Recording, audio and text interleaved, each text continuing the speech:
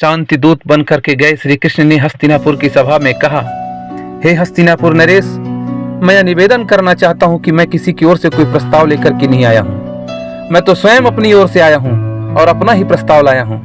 परंतु यह विश्वास अवश्य दिलाता हूं कि मैं जो कुछ स्वीकार लूंगा, पांडव उसे स्वीकार करने में संकोच नहीं करेंगे।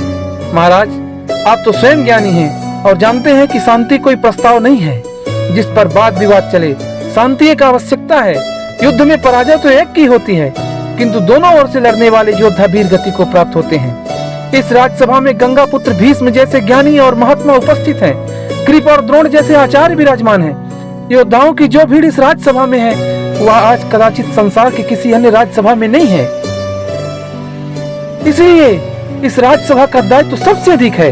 यदि युद्ध हुआ तो महात्माओं और योद्धाओं का यह जमघट निसंदेह बिखर जाएगा। महाराज, निसंदेह ही बिखर जाएगा। यदि ऐसा हुआ तो इतिहास उन सारे आंसुओं को उत्तरदायी भी आपको ठहराएगा जो इस महायुद्ध के उपरांत बहेंगे। हे नरेश, आप तो भरत के वंशज हैं। आपके पास धर्म की धरोहर है, मर्यादाओं का निक्षेप है, इतिहास की थाती है। आप न्यास के धारी हैं और आप जैसे न्यासधारी के होते न्यास का भंग नहीं होना चाहिए। महाराज, न्यास का भंग नहीं होना चाहिए।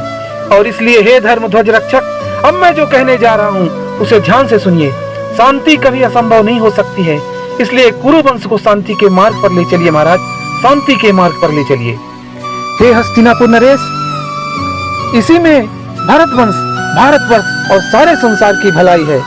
इतिहास गंधार नरेश शकुनी से यह नहीं पूछेगा कि उन्होंने दूत क्रीड़ा में कपट क्यों किया, क्योंकि वह कपट आपकी राजसभा में हुआ। महाराज, इसी इतिहास युवराज दुर्योधन से भी यह नहीं पूछेगा कि भरत कुल वधू को भरी सभा में क्यों घसीट के बुलाया गया। इतिहास से आपसे पूछेगा महाराज, क्योंकि दुर्योधन आपके युवराज हैं। इतिहास दुशासन से भी यह नहीं पूछेगा कि उन्होंने दुर्योधन के कहने पर भरत कुल वधू द्रौपदी का वस्त्र हरण करने की असभ्यता क्यों दिखाई। इसलिए इसके दोषी आप ही होंगे। महाराज, इसके दोषी आप ही होंगे और इतिहास आपको ही उत्तरदायी ठहराएगा। शांति का कोई विकल्प नहीं है। महाराज, शांति का कोई विकल्प नहीं है। आप मेरा कहना मान लीजिए और पांडवों का उनका इंद्रप्रस्थ वापस कर दीजिए। शांति का चयन करिए महाराज, और होने वाले इस भीषण विध्वंस से, महाभारत से बचा लीजिए।